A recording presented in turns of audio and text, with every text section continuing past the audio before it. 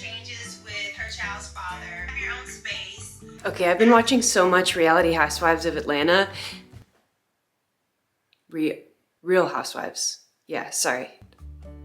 I've been watching so much Real Housewives of Atlanta that they do their intros and they're like slow-mo shots of them and their name and then like a little tagline. And every single time I see it, I laugh because I'm like, what would my tagline be if I was a housewife on one of these shows? And this is what I think every time. Ready? This is if I was a Real Housewife of Omaha.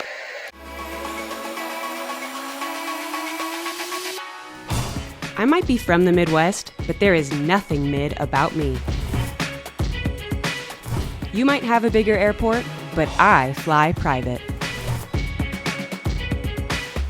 It's not just a good life, it's perfect. Don't hate me. Please don't hate me.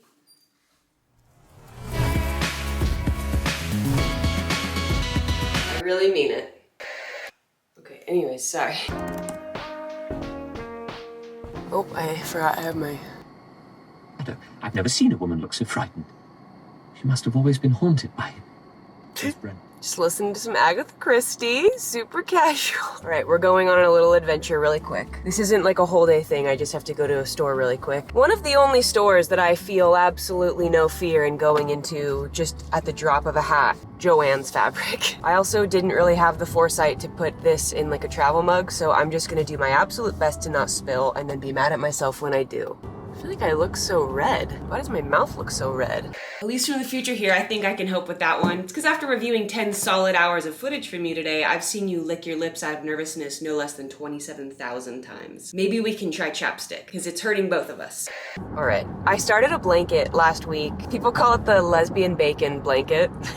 Because the original pattern is in the lesbian flag colors and it kind of looks like bacon, just a tiny bit. So now I've just been referring to it as the lesbian bacon blanket, which is probably honestly one of my favorite names I've ever given to any crochet project I've ever done. So I'm pretty pleased with that. I started it on a whim because I had all this extra yarn left over from the crochet sweater that I made. And surely I was like, all 8 spools of these yarn are gonna be enough for this blanket. But then I decided last minute, well, if I'm gonna make a blanket, I'm gonna make it a king size blanket because who wants a blanket that's too small? If I can't sleep on the couch with this blanket, what's the point? I don't know if you've ever made a blanket before, but a king blanket is very large, and that requires a lot of yarn. So I realized this was going to be a much bigger project than I had anticipated.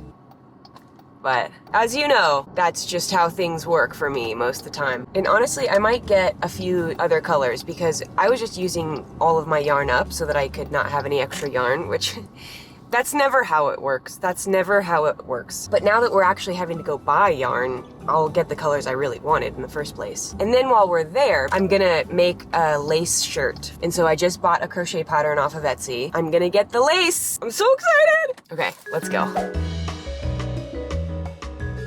Okay, I actually don't know. Is it thread or lace? I don't even know.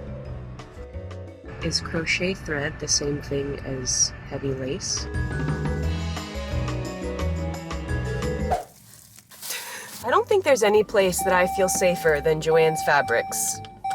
I think that that's about as safe as I can get next to home. You just meet the kindest people, and every single one of them, without fail, are gonna stop you and show you pictures of the craft project that they're currently working on, which just makes me so happy. Miss Lorraine, who just checked me out, is a quilter and just showed me the most beautiful quilt. I've never seen a quilt like it in my life. I didn't know quilts weren't just patches. This quilt is round. It's unlike anything I've ever seen. And then I met another woman who I completely am blanking on her name now. I actually ran to the parking lot to give her her receipt. She was buying yarn. I think she knit. I think I overheard her talking to her kids about knitting. Oh my gosh, I just love that store so much. And also, all the yarn that I wanted was on sale, like for half price. This is just a good day already. The thing I love about crafting is the same thing I love about books. I can be reading in public and someone will walk up to me and go, oh my gosh, I've read that book. I love it so much. Have you read? And then insert recommendation here. And I have a really hard time like making small talk with people. Oftentimes I'll just dive right into things that are really, really intense. What's your name? Awesome.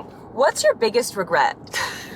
With things like books, it immediately creates this like common ground that you can talk with people about. I could sit there for 30 minutes and talk to you. Game over. Reading has really opened up my heart and my brain socially. And it's kind of the same with crafting. Crafting is a little harder because I'm not just like out and about crocheting a blanket. I mean, I would. It's not like I'm against that. It's just that that's a lot to carry around. I think that Time magazine is the newest one. That one's been there for a few years. It's got some questionable stains on it, so I would maybe put that down. You're welcome. Elise? I'll be right there.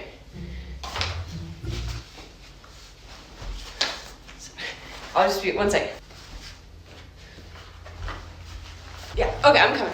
But with reading, I can just always have my book in my purse. Someone got me a Kindle and I've set it up, but I've not used it because I just like physical books. I'm trying. I want to use it. Then you don't get to keep the pretty book. Anyways, that just made my whole day. I loved that so much. I loved everything about that. I feel so happy. Man, this is not a typical response for me from an outing. There's just something about a craft store. That was great. What a great day already. I want to go in and show you this blanket. This is the lesbian bacon. I can't keep calling it that. In my head it's funny, but saying it out loud I'm like, I probably can't say that. So believe it or not, this is gonna be a blanket. I know what you're thinking. No, it's not. It is. After a lot of double crochets and time in Agatha Christie audiobooks, we're gonna get there, I promise. But essentially I'll show you kind of how it works. This is the It's so confusing, honestly. Let me lay it out so I can show you what I'm working with. No! Okay, sorry. I had a couple spare hours and I was like, you know what I should do? Start a month-long project just for fun. Just because I feel like it. I had to cut the excess yarn off because this was what I could not unknot. I was so tired of like every few stitches stopping and unknotting it that I was like, I'm done. I'm gonna sacrifice the leftovers and maybe when I have time, I will unknot them or use them for stuffing or something else. Life is too short. Life is too short.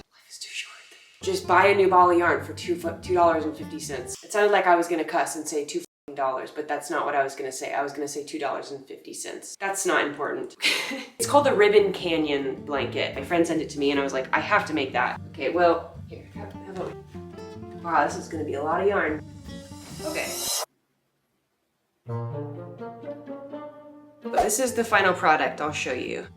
So that's the general idea. It's really cute, but it's big. It's gonna take a lot of time. I'll link the original author of the pattern, and then I'm gonna show you the shirt I'm gonna make. It's called a Khalid shirt, I guess. That, I think, is gonna take a lot less time than the blanket. That would be nice, wouldn't it? I'm really glad that you believe that before you've looked at the pattern. That's a lie! I wanted to start this one today as well, just for fun to see kind of how it's gonna go, but I feel like it's gonna be a lot of work. About as close to thread as you could get. Do you want, okay, really quick, we'll move on after this, but do you want to see the colors I got for the blanket? And then if I need like a little pop of color, I'm thinking, just, you wanna see what I'm thinking? Oh, it's like a rainbow.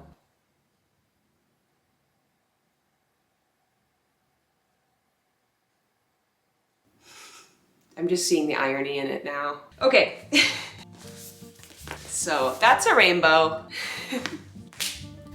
Maybe I'll keep the blanket now. We'll decide when we get there. I wish when you crocheted something, another version of it just automatically was created at the same time. Before I give this to you, can I just make a quick copy of it? But that's the thing about giving handmade gifts, is there's only one of them. It's never gonna be exactly the same, unless it is, but it usually isn't. Crochet is pretty easy to make exactly the same, but you never know. All right, well that's what I'm working on right now, so.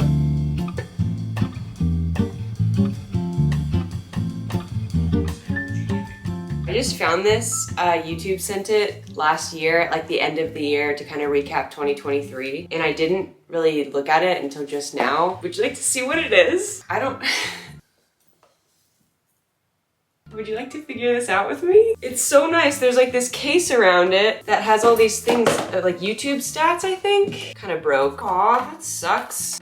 Oh wow, we've grown a lot since this. Okay, let's see what this is. What is happening here? What are you? Kind of scared, honestly. Oh, it says, oh my gosh, it has my like name engraved It's got like a little seatbelt. That's cute. Now you're like crotch level. I don't know if I like that. I'm like out of breath. I'm just nervous, I think. Okay, what are you? Audio. Oh, it's like a speaker. If I were a power button, where would I be? You know what this reminds me of? Phones I always wanted. You know when you always wanted a landline phone that was see-through like this? Like, hello, like Seventh Heaven. Oh my God. What I wouldn't have done for a clear landline in my room. Okay, we're paired. We're paired, people. I know exactly the song. We sent by someone who wanted me dead. Oh, I can't show you with a copywritten song or else I'm gonna... Okay, I don't want to get copywritten. My second favorite song, copyright-free Starlight Sketches. You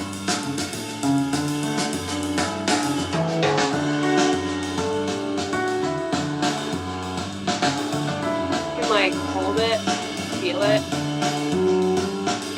I think that might be the most autistic thing I've ever done on camera.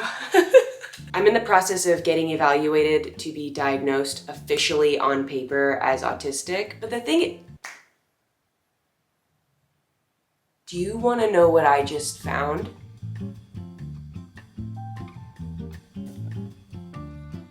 That son of a bitch. Do you see that? Do you see that little black ball on the ground there? 'Cause I do. What in the world? I lost this 6 months ago, 5 months ago, maybe not that many months ago. Where'd it go? How did I lose that? Okay, I swear that literally fell and just disappeared.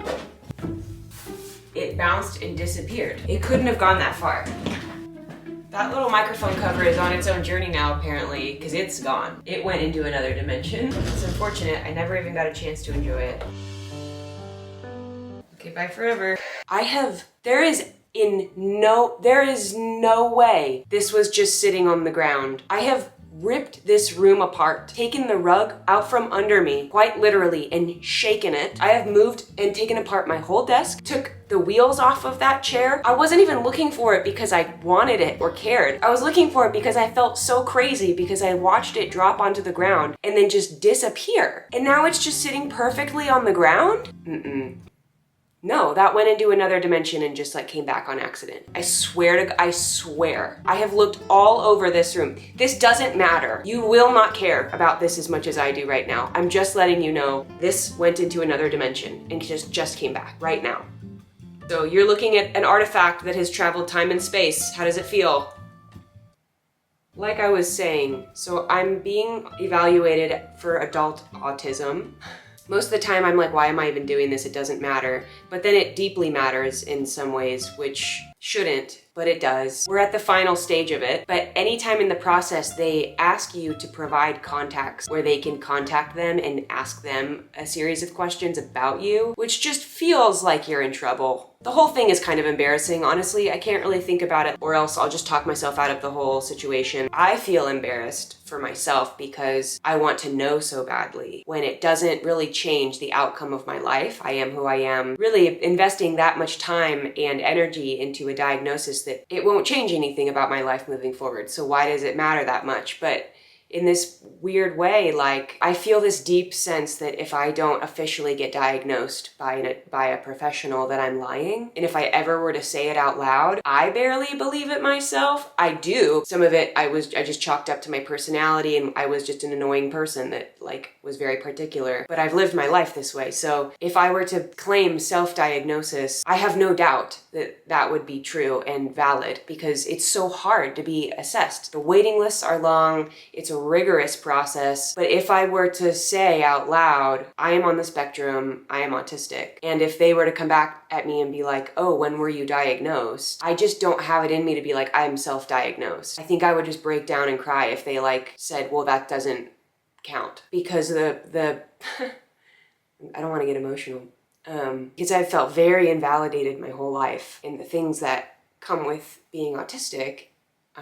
Especially in a way that doesn't present the way someone might assume somebody who's autistic presents. I just was made to feel really annoying, very particular, selfish, like a bad friend, just someone really hard to have in your life, really. And I was bad at school and I was bad in classrooms. I'm not trying to complain. I'm just that has been so much of my life. For the most part, I've just felt like I am so broken and I'm just embarrassed that I am that way. And to finally understand the root of all of it and where all of it comes from, and that I'm not just annoying and particular and obsessive. Well, I am all those things, but there's a reason for it. It's not because I want to be. All of those things have led me in one way or another to feel like I have been dismissed in some way. So that's why I feel scared to just rely solely on a self-diagnosis. I have like this really deep need to be, I dropped it again. I have this like really deep need to be believed, because oftentimes if I try and explain what I'm feeling, I feel like I haven't been believed. So I just need a professional to tell me so that I can start the process of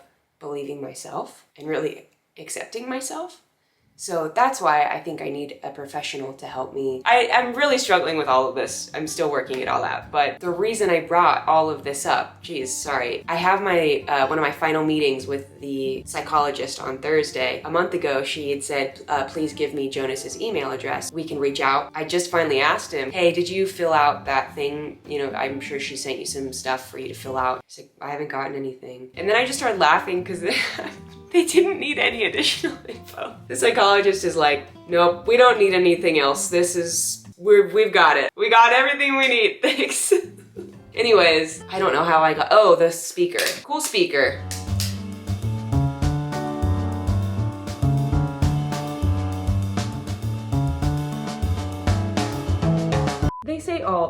They say all that glitters isn't gold, and they'd be right, 'cause I'm platinum. I want to save a horse and ride a cowboy. First, I inherit the farm. Then I inherit your heart. Bless your heart, 'cause mine's already taken. That was a good one. I might be from the Midwest, but there is nothing mid about me. Our airports. What we lack in airports. Our airport might be small, but our men aren't. You might have a bigger airport, but I fly private. They call it the Heartland, but cross me and I will break yours. It's not just a good life, it's perfect. There it is. Those are good.